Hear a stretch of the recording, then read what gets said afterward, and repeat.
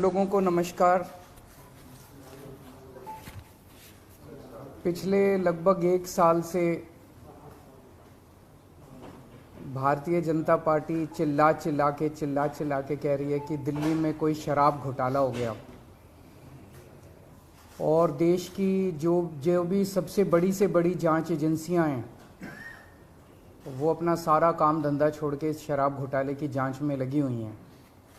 तो मैं समझता हूं कि उनको अब तक तो शराब घोटाले के सब कुछ मिल ही गया होगा, सारा पैसा भी मिल गया होगा, सब कुछ मिल गया होगा। तो पहले 2-3 मिनट में इसी पे चर्चा करना चाहूँगा कि शराब घोटाले में जांच एजेंसियां कैसी जांच कर रही है, क्या मिला अभी तक। इसमें मनीष सिसोदिया जी जो कि फाइनेंस मिनिस्टर थे, डिप्टी चीफ मिनिस्टर थे, उनके ऊपर सबसे बड़ा आरोप ईडी ने और सीबीआई ने लगाया है कि मनीष सिसोदिया जी ने अपने 14 फोन तोड़ दिए। तो इन्होंने सबूत खत्म करने की कोशिश की। ये सारी जांच वांच करने के बाद इन एजेंसीज ने मनीष सिसोदिया पे आरोप लगाया कि 14 फोन तोड़ दिए। ये ईडी की चार्जशीट है, ईडी का डॉक्यूमेंट है ये, जिसमें इन्होंने ये 14 फोन का IMEI नंबर लिखा हुआ है कि ये वो 14 फोन है जो मनीष सिसोदिया के थे और जो मनीष सिसोदिया ने इन फोनों को डिस्ट्रक्ट कर दिया। ये ईडी के डॉक्यूमेंट में है। इसी के बाद ईडी की सीजर मेमो है। ईडी कुछ भी सीज करता है तो उसको मेमो, इन 14 में से ईडी खुद ही कह रही है सीजर मेमो कि 4 फोन हमारे पास हैं। ये इनका सीजर मेमो है, इंपाउंडिंग ऑर्डर 18 मार्च 2023 का और इंपाउंडिंग ऑर्डर 5 जनवरी 2023 का। 4 फोन उसमें से इनके पास हैं और एक सीबीआई का ये डॉक्यूमेंट है, 1 फोन सीबीआई के पास है। तो 14 में से 5 फोन तो इनके अपने पास ही हैं जो कह रहे हैं कि मनीष सिसोदिया ने तोड़ दिए। उन 14 में से 5 फोन ईडी और सीबीआई के कब्जे में हैं।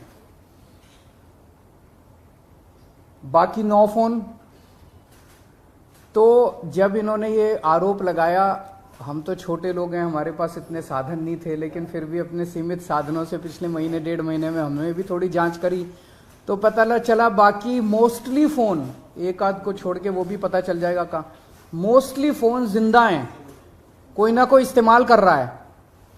और उन फोन को कोई वॉलंटियर के पास है, कोई कहीं है, कोई कहीं है, कोई ना कोई इस्तेमाल कर रहा है। वो मनीष जी के फोन नहीं है, वो कोई ना कोई इस्तेमाल कर रहा है। वो फोन जिंदा हैं और ये फैक्ट कि ये फोन जिंदा हैं ये ईडी को भी पता है और ये सीबीआई को भी पता है। सो ईडी ने और सीबीआई ने झूठ बोल के ओथ पे, एफिडेविट पे कोर्ट को गुमराह किया और झूठा सबूत उन्होंने कोर्ट के सामने पेश किया, क्योंकि सच तो कुछ मिला नहीं, कुछ था ही नहीं, शराब घोटाला कुछ है ही नहीं, तो निकाले क्या। तो उन्होंने झूठ बोल के मनीष सिसोदिया को फंसाने की कोशिश की, कोर्ट को झूठ बोला। अब ये रोज किसी ना किसी को पकड़ लेते हैं, किसी ना इसको गिरफ्तार कर लिया, उसको गिरफ्तार कर लिया, ये कर लिया। एक कोई चंदन रे, और उनको टॉर्चर कर करके, धमकियां दे दे के, मेंटली टॉर्चर करके, फिजिकली टॉर्चर करके, 3rd डिग्री करके उनसे केजरीवाल का नाम ले लो, मनीष सिसोदिया का नाम ले लो, इनको फंसाओ, उनको किया जा रहा है। कोई चंदन रेड्डी है, हम तो जानते भी नहीं है कौन है। चंदन रेड्डी को इतना मारा, ये उसकी मेडिकल रिपोर्ट है। चंदन रेड्डी की मेडिकल रिपोर्ट में लिखा है, patient has alleged trauma to both ears and face by ED officers on 16 सितंबर 2022 एंड 17 सितंबर 2022। पेशेंट ने दोनों कानों पे और फेस पे ईडी ऑफिसर्स के द्वारा पिटाई हुई 16 सितंबर और 17 सितंबर को, ऐसा कहा। पेशेंट कंप्लेनिंग ऑफ, ये है कि सुनाई नहीं दे रहा, और jaw pain on opening mouth. और इन्वेस्टिगेशन पे पता चला right ear mild to moderate mixed hearing loss, left ear severe to profound mixed hearing loss. उसके कान के पर्दे फट गए, उसको सुनाई नहीं दे रहा। ऐसा चंदन रेड्डी से ईडी क्या उगलवाने की कोशिश कर रही थी? उसको क्या कहने का दबाव डाला जा रहा था कि उसकी इतनी पिटाई करी कि उसके कान के पर्दे फट गए? उसको किस कागज पे दस्तखत करने के लिए कहा जा रहा था? और उसने झूठ बोलने से मना कर दिया तो उसकी पिटाई की उन्होंने। इसके बाद अरुण पिल्लई हैं कोई, उनको धमकियां दी गई, टॉर्चर किया गया, उन्होंने अपना बयान वापस ले लिया अगले दिन। उस दिन तो उनसे कुछ लिखवा लिया, कहीं साइन करा लिया, लेकिन उसके 2-4 दिन बाद उन्होंने कोर्ट में बयान दिया कि मुझे टॉर्चर करके बयान लिया गया। समीर महेंद्रू से टॉर्चर करके बयान लिया गया, उन्होंने अपना बयान वापस ले लिया। मनस्विनी से टॉर्चर करके बयान लिया गया, उन्होंने अपना बयान वापस ले लिया। भूषण बेलगवी से टॉर्चर करके, ये 5 नाम तो मेरे पास ही हैं, पता नहीं ऐसे कितने लोग हैं जिन लोगों को टॉर्चर कर करके बयान लिए गए। ये हो क्या रहा है? एक के बाद एक, एक के बाद एक, एक के बाद एक, जितने लोगों को ये बुला रहे हैं सबको मारते हैं, पीटते हैं, टॉर्चर करते हैं।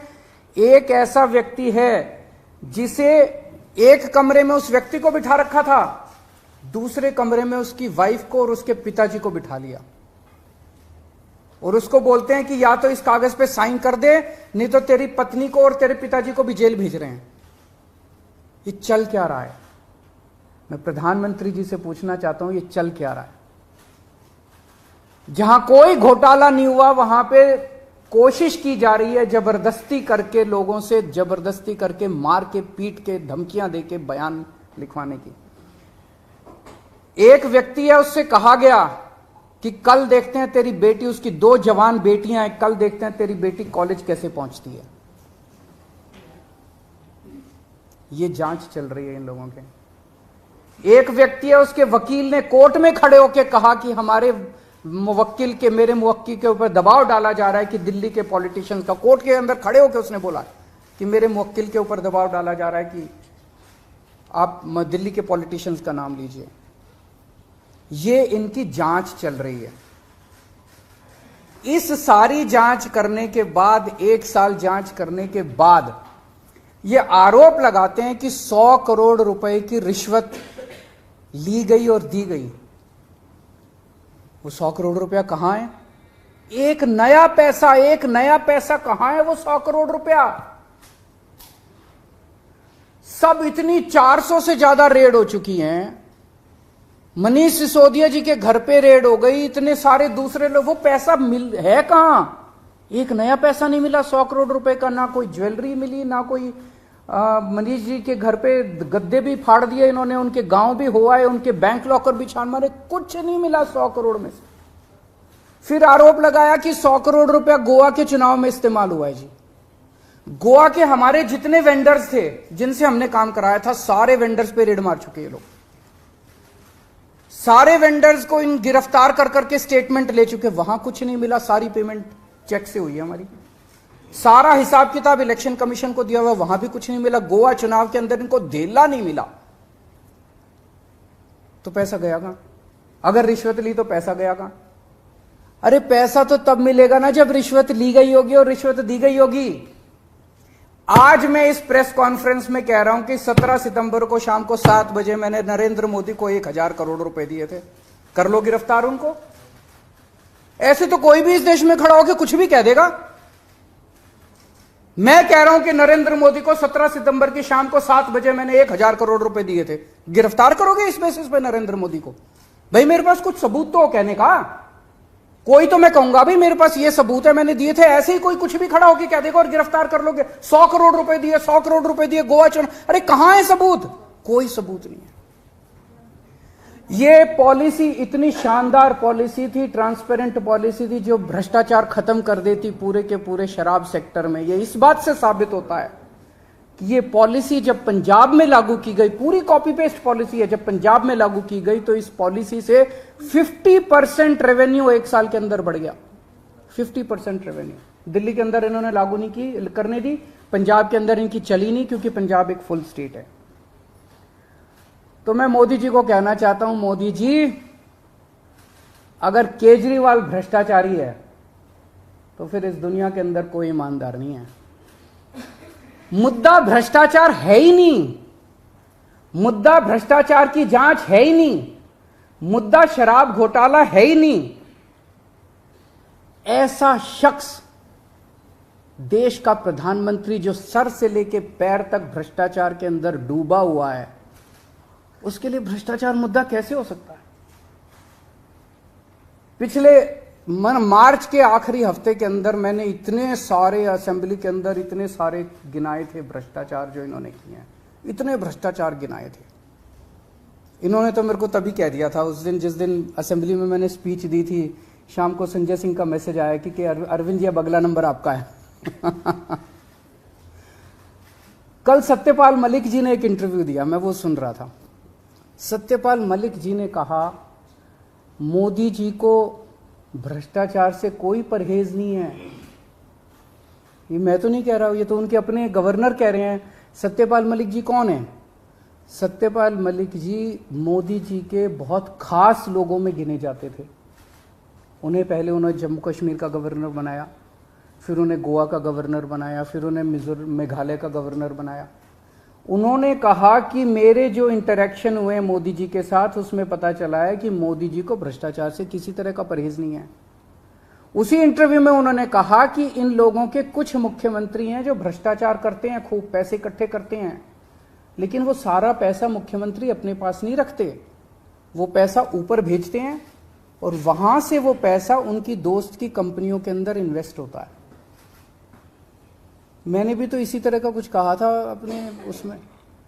तो चलो मेरी बात तो नहीं मानी, अब तो गवर्नर इनके अपने गवर्नर कह रहे हैं। तो ऐसा व्यक्ति जो इतना भ्रष्टाचार कर रहा है, उसके लिए भ्रष्टाचार मुद्दा हो ही नहीं सकता। उनके लिए भ्रष्टाचार मुद्दा थोड़ी है। तो फिर ये आम आदमी पार्टी के पीछे क्यों पड़े हैं?